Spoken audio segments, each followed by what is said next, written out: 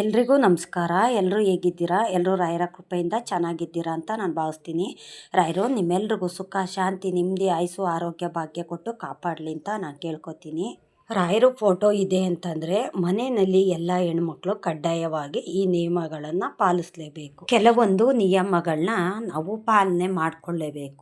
ಇಲ್ಲ ಅಂತ ಅನ್ನೋದಾಯಿತು ಅಂತಂದರೆ ಆ ಮನೆಯಲ್ಲಿ ಅಭಿವೃದ್ಧಿ ಆಗೋದಿಲ್ಲ. ಯಾವಾಗಲೂ ಅಷ್ಟೇ ಮನೆಯಲ್ಲಿ ಕಷ್ಟ ಕಾರ್ಪಣ್ಯಗಳು ಅನ್ನೋದು ಆವರಿಸ್ತಿರುತ್ತೆ. ಮನೆ ಅಭಿವೃದ್ಧಿ ಆಗೋದಿಲ್ಲ. ನಾವು ಮಾಡೋ ಕೆಲಸ ಕಾರ್ಯದಲ್ಲಾಗಿರ್ಬೋದು, ಯಾವುದು ಅಷ್ಟೇ ಅಭಿವೃದ್ಧಿ ಆಗೋದಿಲ್ಲ. ಎಲ್ಲ ಕೆಡಕ ಆಗ್ತಿರುತ್ತೆ. ನಕಾರಕ ಶಕ್ತಿ ಅಂತ ಹೇಳ್ತೀವಲ್ಲ, ಅದೆಲ್ಲ ನಮ್ಮ ಮನೆಗಳಲ್ಲಿ ಆವರಿಸ್ತಿರುತ್ತೆ.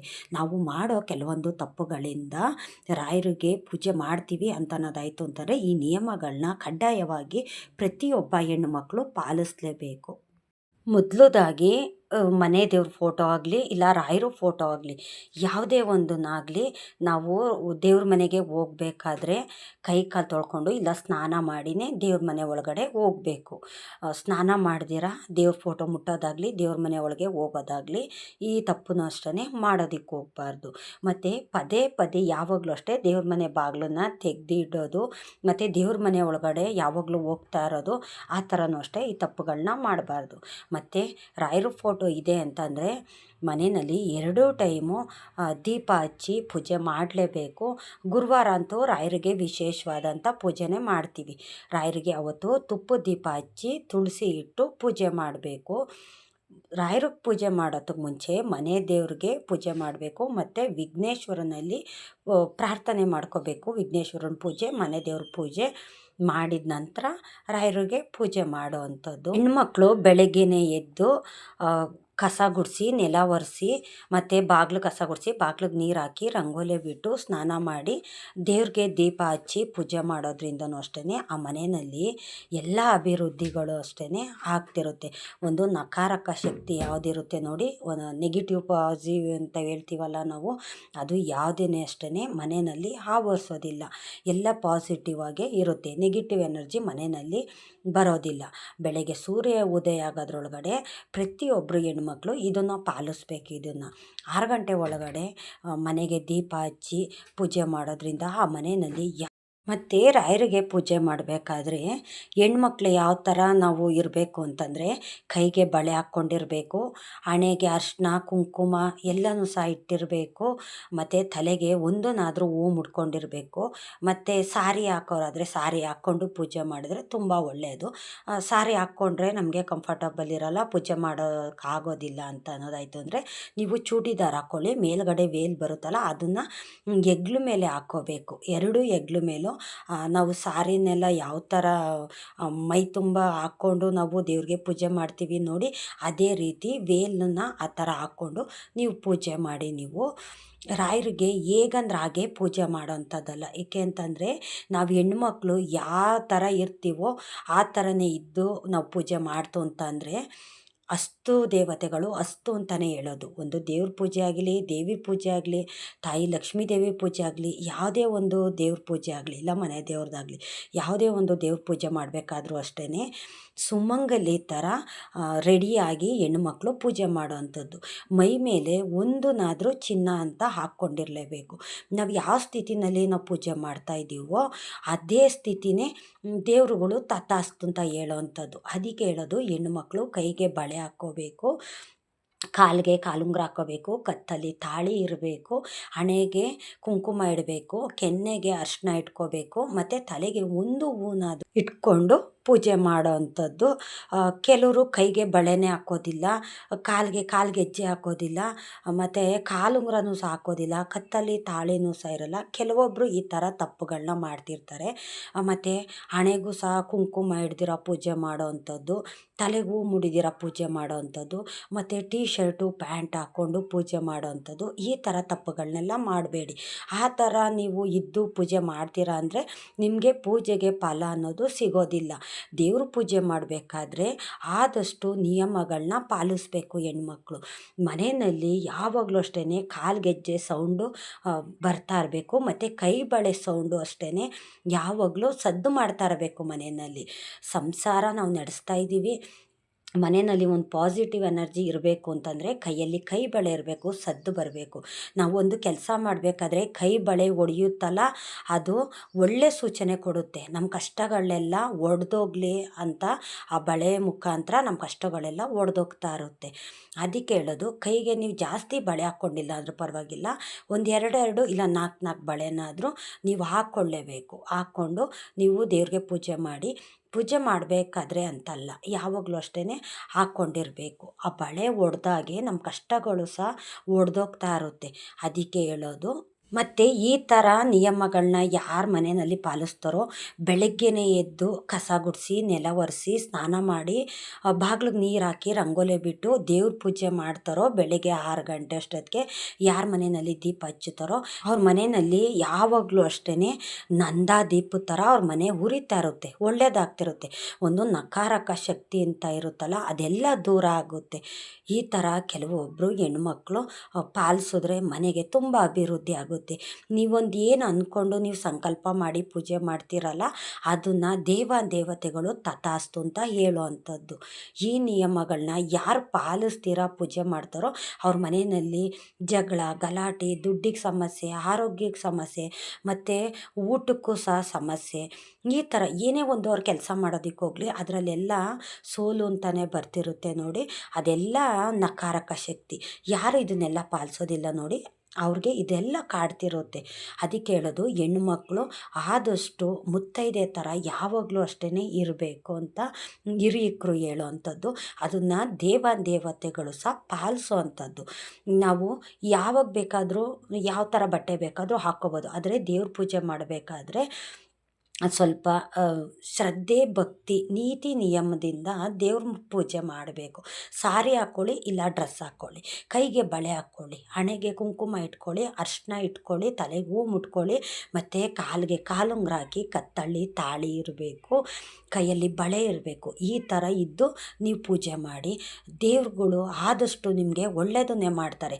ಆ ಮನೆಯಲ್ಲಿ ಪಾಸಿಟಿವ್ ಎನರ್ಜಿ ಅನ್ನೋದು ನಿಮ್ಮ ಮನೆಯಲ್ಲಿ ತುಂಬಿ ತುಳುಕ್ತಾ ಇರುತ್ತೆ.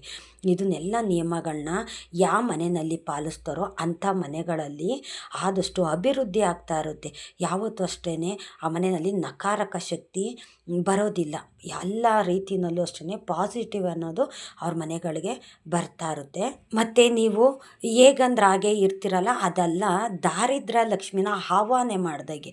ಕೈಗೆ ಬಳೆ ಹಾಕ್ತಾ ಇರೋದು, ಮತ್ತು ಹೇಗಂದ್ರೆ ಹಾಗೆ ಹೋಗಿ ದೇವ್ರ ಪೂಜೆ ಮಾಡೋ ಅಂಥದ್ದು, ಇದನ್ನೆಲ್ಲ ಮಾಡ್ತು ಅಂತಂದರೆ ದಾರಿದ್ರ್ಯ ದೇವಿಗೆ ನೀವು ಆಹ್ವಾನ ಮಾಡ್ದಂಗೆ. ನೀವು ಹೇಗಿರ್ತೀರೋ ಹಾಗೆ ನೀವು ಪೂಜೆ ಮಾಡ್ತಂದರೆ ದಾರಿದ್ರ್ಯ ಲಕ್ಷ್ಮಿ ಮನೆಗೆ ಬಂದು ಸೇರಿಕೊಳ್ಳೋ ಅಂಥದ್ದು. ದಾರಿದ್ರ್ಯ ದೇವತೆನೇ ಆ ಥರ ಇರೋ ಅಂಥದ್ದು. ಒಂದು ಲಕ್ಷ್ಮೀ ದೇವಿ ನೋಡಿ ಅವ್ರು ಯಾವ ರೀತಿ ಇರ್ತಾರೆ, ಲಕ್ಷ್ಮೀ ದೇವಿ ತಂಗಿ ದಾರಿದ್ರ್ಯ ಲಕ್ಷ್ಮಿ ನೋಡಿ ಅವ್ರು ಯಾವ ರೀತಿ ಇರ್ತಾರೆ. ನಾವು ಲಕ್ಷ್ಮೀ ದೇವಿ ಯಾವ ರೀತಿ ಇರ್ತಾರೋ ಅದೇ ರೀತಿ ಇದ್ದು ನಾವು ದೇವ್ರಿಗೆ ಪೂಜೆ ಮಾಡಬೇಕು.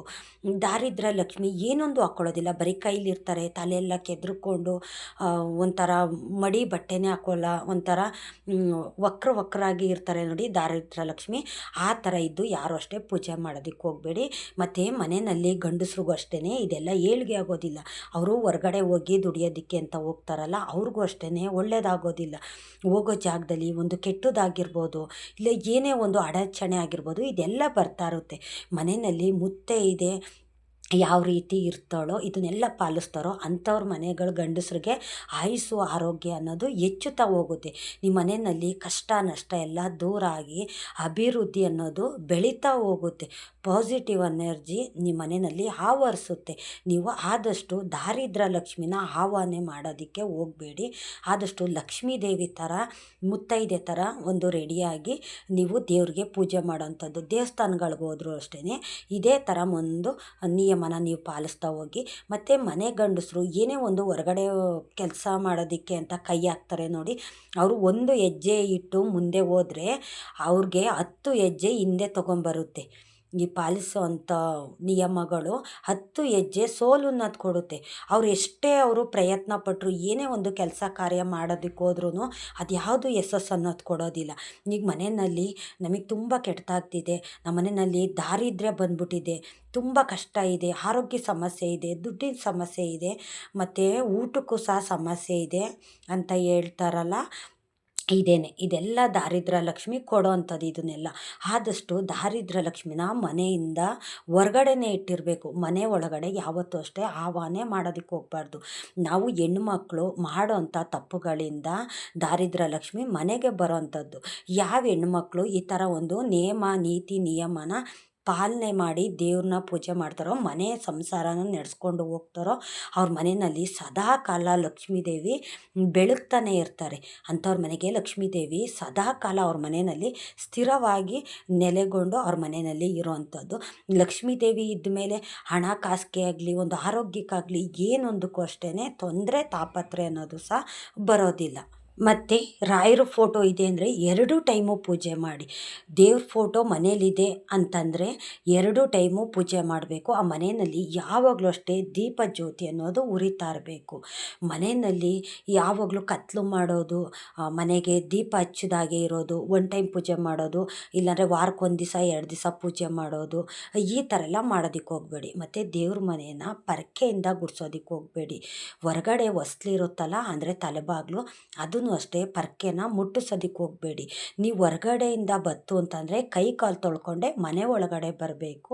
ಸಂಜೆ ಆಯಿತು ಅಂತಂದರೆ ಮನೆ ಕಸ ಗುಡಿಸಿ, ಹೊರಗಡೆ ಅಂಗಳ ಗುಡಿಸಿ, ಬಾಗಿಲಿಗೆ ನೀರು ಹಾಕ್ಬಿಟ್ಟು ನಂತರ ನೀವು ದೇವ್ರಿಗೆ ದೀಪ ಹಚ್ಚಬೇಕು. ಅದಕ್ಕೆ ಮುಂಚೆ ನೀವು ಯಾವತ್ತೂ ಅಷ್ಟೇ ಮನೆ ಲೈಟ್ ಆಗಲಿ, ದೇವ್ರಿಗೆ ದೀಪ ಆಗಲಿ ಹಚ್ಚೋದಕ್ಕೆ ಹೋಗಬೇಡಿ. ಮತ್ತು ಸಂಜೆ ಹೆಣ್ಮಕ್ಳು ಅಷ್ಟೇ ಪೂಜೆ ಮಾಡಬೇಕಾದ್ರೆ ಕೈ ಕಾಲು ಮುಖ ತೊಳ್ಕೊಂಡು, ತಲೆ ಬಾಚ್ಕೊಂಡು, ತಲೆಗೆ ಒಂದು ಹೂ ಇಟ್ಕೊಂಡು, ಅರ್ಶಿನ ಕುಂಕುಮ ಹಚ್ಕೊಂಡು ದೇವ್ರಿಗೆ ದೀಪ ಹಚ್ಚಬೇಕು. ಹೇಗಂದ್ರೆ ಹಾಗೆ ಹೋಗಿ ದೇವ್ರ ಮನೆಗೆ ದೀಪ ಹಚ್ಚೋಂಥದ್ದಲ್ಲ. ಮತ್ತು ದೇವ್ರ ಮನೆಗೂ ಅಷ್ಟೇ ಸ್ನಾನ ಮಡಿ ಇಲ್ದಿರ ದೇವ್ರ ಮನೆಗೆ ಹೋಗಬಾರ್ದು. ದೇವ್ರ ಮನೆಯಲ್ಲಿ ಏನೇ ಒಂದು ವಸ್ತುನಾಗಲಿ ಮುಟ್ಟೋದಕ್ಕೆ ಹೋಗಬಾರ್ದು.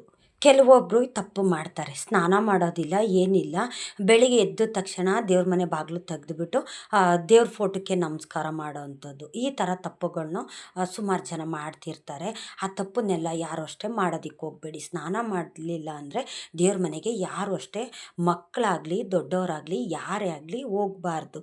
ಮತ್ತು ನೀವು ಹೊರಗಡೆ ಎಲ್ಲರೂ ಕೆಲ್ಸಕ್ಕೆ ಹೋಗಿ ಬತ್ತು ಅಂತಂದರೆ, ಇಲ್ಲ ಹೊರಗಡೆ ಎಲ್ಲರೂ ಹೋಗಿ ಬತ್ತು ಅಂತಂದರೆ, ಮನೆ ಒಳಗಡೆ ಬರಬೇಕಾದ್ರೆ ತಲೆ ಮೇಲೆ ಸ್ವಲ್ಪ ಗಂಜಲ ಹಾಕ್ಕೊಂಡು ಕಾಲು ಕೈ ತೊಳ್ಕೊಂಡು ಮನೆ ಒಳಗಡೆ ಬನ್ನಿ. ಗಂಜಲ ಹಾಕ್ಕೊಂಡು ಬರೋದ್ರಿಂದ ಯಾವುದೇ ಒಂದು ದೋಷ ಅನ್ನೋದು ಸಹ ಇರೋದಿಲ್ಲ.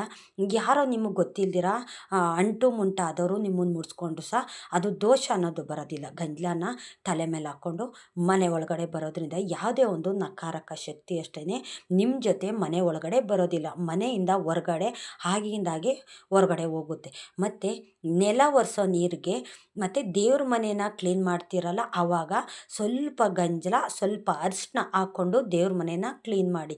ಲಕ್ಷ್ಮೀದೇವಿ ಸದಾ ಕಾಲ ದೇವ್ರ ಮನೆಯಲ್ಲಿ ನಿಮ್ಮ ಮನೆಯಲ್ಲಿ ಇರ್ತಾರೆ. ನೀವು ಮನೆ ಒರೆಸೋ ನೀರಿಗೂ ಅಷ್ಟೇ ಸ್ವಲ್ಪ ಗಂಜಲ, ಸ್ವಲ್ಪ ಉಪ್ಪು, ಸ್ವಲ್ಪ ಅರಿಶಿನ ಪುಡಿ, ಈ ಮೂರನ್ನು ಸೇರಿಸ್ಕೊಂಡು ನೀವು ನೆಲ ಒರೆಸಿ. ಮೂಲೆ ಮೂಲೆಗೂ ಅಷ್ಟೇ ಈ ಉಪ್ಪು ನೀರಾಗಿರ್ಬೋದು, ಅರಿಶಿನ ಹಾಕಿರ್ತೀರಲ್ಲ, ಗೋಮೂತ್ರ ಹಾಕಿರ್ತಾರೆ, ಇದೆಲ್ಲ ಅಷ್ಟೇ ಮೂಲೆಗೂ ಹೋದರೆ ನಿಮ್ಮ ಮನೆಯಲ್ಲಿ ಯಾವುದೇ ಒಂದು ನಕಾರಕ ಶಕ್ತಿ ಇದ್ರೂ, ಯಾವುದೇ ಒಂದು ದುಷ್ಟ ಶಕ್ತಿ ಇದ್ರೂ ಅಷ್ಟೇ, ದಾರಿದ್ರ್ಯ ಇದ್ರೂ ಅಷ್ಟೇ, ಅದೆಲ್ಲ ಹೊರಗಡೆ ಹಾಕುವಂಥದ್ದು ಈ ಅರಿಶಿನ ಉಪ್ಪು ಮಾಡೋಂಥ ಕೆಲಸ ಇದೆಲ್ಲ. ಆದಷ್ಟು ಈ ನಿಯಮಗಳನ್ನ ನೀವು ಪಾಲಿಸಿ. ದೇವ್ರ ಮನೆ ಒರೆಸೋದಕ್ಕೆ ಅಂತಲೇ ಸಪ್ರೇಟು ಒಂದು ಡಬ್ಬಿನಲ್ಲಿ ಗಂಜಲನ ದೇವ್ರ ಮನೆಯಲ್ಲೇ ಇಟ್ಕೊಂಬಿಡಿ. ನೀವು ಮನೆ ಒರೆಸೋದಕ್ಕೆ ಮತ್ತು ನೀವು ಅಂಟು ಮುಂಟಾದಾಗ ತಲೆ ಮೇಲೆ ಹಾಕೋತಿರಲ್ಲ ಗಂಜಲ, ಅದನ್ನು ಹೊರಗಡೆ ಇಟ್ಬಿಡಿ, ಮನೆಯಿಂದ ಹೊರಗಡೆ ಇಟ್ಬಿಡಿ. ನೀವು ಹೊರಗಡೆಯಿಂದ ಬಂದಾಗ ನೆಲ ಒರೆಸುವಾಗ ಹಾಕ್ಕೊಳ್ಳೋದಕ್ಕೆ ಅಂತ ಸಪ್ರೇಟ್ ಒಂದು ಬಾಟ್ಲಿನಲ್ಲಿ ಗಂಜಲ ಇಟ್ಕೊಳ್ಳಿ. ಮನೆಯಲ್ಲಿ ಯಾವಾಗಲೂ ಅಷ್ಟೇ ಗಂಜಲನ ಸ್ಟಾಕ್ ಇಟ್ಕೊಳ್ಳಿ. ಮತ್ತು ಆದಷ್ಟು ನೀವು ಬೆಳಗ್ಗೆ ಟೈಮು 6 ಗಂಟೆ ಒಳಗಡೆ ಮನೇಲಿ ದೀಪ ಹಚ್ಚೋ ಥರ ಅಭ್ಯಾಸ ಮಾಡ್ಕೊಳ್ಳಿ. ಯಾವುದೇ ಹೆಣ್ಮಕ್ಳಾಗಲಿ ಬೆಳಗ್ಗೆ ಬೇಗ ಎದ್ದು ಕಸ ಗುಡಿಸಿ, ನೆಲ ಒರೆಸಿ, ಬಾಗಿಲು ಕಸ ಗುಡಿಸಿ, ಬಾಗಿಲಿಗೆ ನೀರು ಹಾಕಿ, ಸ್ನಾನ ಮಾಡಿ, ದೇವ್ರಿಗೆ ದೀಪ ಹಚ್ಚಿ, ನಂತರ ಅಡುಗೆ ಮನೆಗೆ ಹೋಗಿ ನೀವೊಂದು ಅಡುಗೆ ನಾಷ್ಟ ಅನ್ನೋದನ್ನು ಮಾಡೋ ಥರ ನೀವು ಅಭ್ಯಾಸ ಮಾಡ್ಕೊಳ್ಳಿ. ಈ ಥರ ನೀವು ಸ್ವಲ್ಪ ದಿವಸ ಪಾಲಿಸ್ತಾ ಬನ್ನಿ. ಆ ಮನೆಯಲ್ಲಿ ಯಾವ ಥರ ನಿಮಗೆ ಸುಧಾರಣೆ ಅನ್ನೋದು ಕಾಣುತ್ತೆ. ಇರುತ್ತೆ. ತಾಯಿ ಲಕ್ಷ್ಮೀದೇವಿ ನಿಮ್ಮ ಮನೆಯಲ್ಲಿ ಸದಾಕಾಲ ನೆಲೆಸ್ತಾರೆ. ತಾಯಿ ಲಕ್ಷ್ಮೀದೇವಿ ಅಂತಲ್ಲ, ಮುಕ್ಕೋಟಿ ದೇವತೆಗಳು ನಿಮ್ಮ ಮನೆಯಲ್ಲಿ ನೆಲೆಸೋ ಅಂಥದ್ದು. ರಾಯರನ್ನ ನೀವು ಪೂಜಿಸ್ತಾ ಇದ್ದೀರಾ ಅಂತಂದರೆ ಹೆಣ್ಣು ಮಕ್ಕಳು ಈ ತಪ್ಪುಗಳನ್ನ ಯಾವಾಗಲೂ ಅಷ್ಟೇ ಮಾಡೋದಕ್ಕೆ ಹೋಗಬೇಡಿ. ಆದಷ್ಟು ನೇಮ ನೀತಿನ ಪಾಲನೆ ಮಾಡಿ ನೀವು ಪೂಜೆ ಮಾಡಿ. ನೀವು ಒಂದು ಕೈಲಿ ಕೊಟ್ಟರೆ ನಿಮಗೆ 10 ಕಡೆಯಿಂದ ಬರೋ ಅಂಥದ್ದು. ನೀವು ಬಯಸೋದೇ ಇಲ್ಲ, ಬಯಸ್ತೀರ ಬಂದ ಭಾಗ್ಯ ಅಂತಾರಲ್ಲ, ನಿಮ್ಮ ಮನೆಗೆ ಧನ ಲಕ್ಷ್ಮಿ ಅನ್ನೋದು ಹುಡಿಕೊಂಡು ಬರ್ತಾ ಇರುತ್ತೆ. ನಿಮ್ಮ ಮನೆಯಲ್ಲಿ ಯಾವುದೇ ಒಂದು ಕಷ್ಟ ನಷ್ಟ ದುಡ್ಡಿಗೆ ಸಮಸ್ಯೆ ಅನ್ನೋದು ಸಹ ನಿಮ್ಮ ಮನೆಗೆ ಬರೋ ಅಂಥದ್ದಲ್ಲ. ಈ ಥರ ಒಂದು ನಿಯಮನ ಯಾರ ಮನೆಯಲ್ಲಿ ಪಾಲನೆ ಮಾಡ್ತಾರೋ ಅವ್ರ ಮನೆಯಲ್ಲಿ ದೈವ ಶಕ್ತಿ ಅನ್ನೋದು ಮನೆಯಲ್ಲಿ ಯಾವಾಗಲೂ ಅಷ್ಟೇ ಇರುತ್ತೆ. ನಕಾರಕ ಶಕ್ತಿನೆಲ್ಲ ಹೊರಗಡೆ ಹಾಕುವಂಥದ್ದು. ಇಷ್ಟೊತ್ತು ನನ್ನ ವಿಡಿಯೋ ನೋಡಿದ್ದಕ್ಕಾಗಿ ತುಂಬ ಹೃದಯದ ಧನ್ಯವಾದಗಳು. ರಾಯರು ನಿಮ್ಮೆಲ್ರಿಗೂ ಸುಖ ಶಾಂತಿ ನೆಮ್ಮದಿ ಆಯುಸ್ಸು ಆರೋಗ್ಯ ಭಾಗ್ಯ ಕೊಟ್ಟು ಕಾಪಾಡಲಿ ಅಂತ ನಾನು ಕೇಳ್ಕೊತೀನಿ.